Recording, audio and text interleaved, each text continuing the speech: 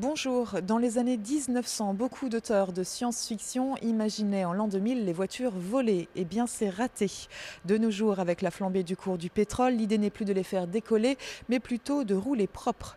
Dans cet esprit, tous les 2 ans, une quarantaine de véhicules fonctionnant à l'énergie solaire s'affrontent en Australie sur le World Solar Challenge, un parcours de 3021 km de Darwin au nord à Adélaïde au sud du pays.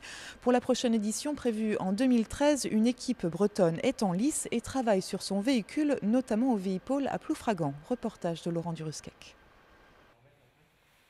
Après plus d'1 an et demi de travail, de recherche, voici la maquette du prototype avec lequel l'équipe Eco Solar Braze compte participer au World Solar Challenge en octobre 2013.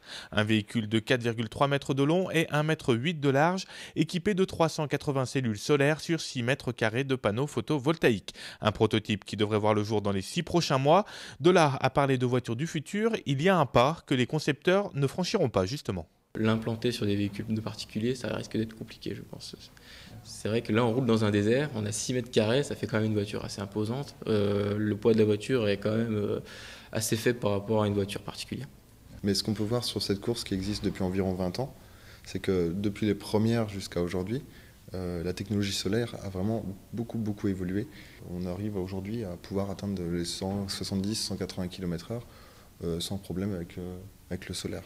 Dans quelques jours, Antoine, étudiant en école d'ingénieur et concepteur du prototype, va céder le flambeau à Thomas en charge de la construction du véhicule. Et depuis la genèse du projet en 2010, ils sont une trentaine de stagiaires à s'être succédés sous les ordres de Jean-Luc Fleureau, président de l'association Eco Solar Braze. À l'origine de ce projet, il y a cette volonté de faire participer les étudiants pour encourager le secteur recherche et développement et valoriser les savoir-faire bretons. L'avantage de ce projet, c'est qu'il est multidisciplinaire.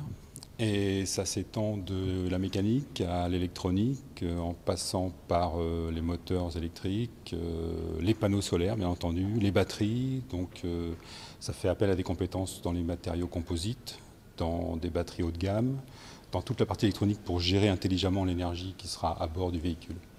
Donc, et on trouve toutes ces compétences en Bretagne, c'est ça qui est extraordinaire et qui nous a poussé à faire le projet. Mais comme toujours, l'argent est le nerf de la guerre et pour boucler le budget de 250 000 €, il manque des partenaires et 50 000 €.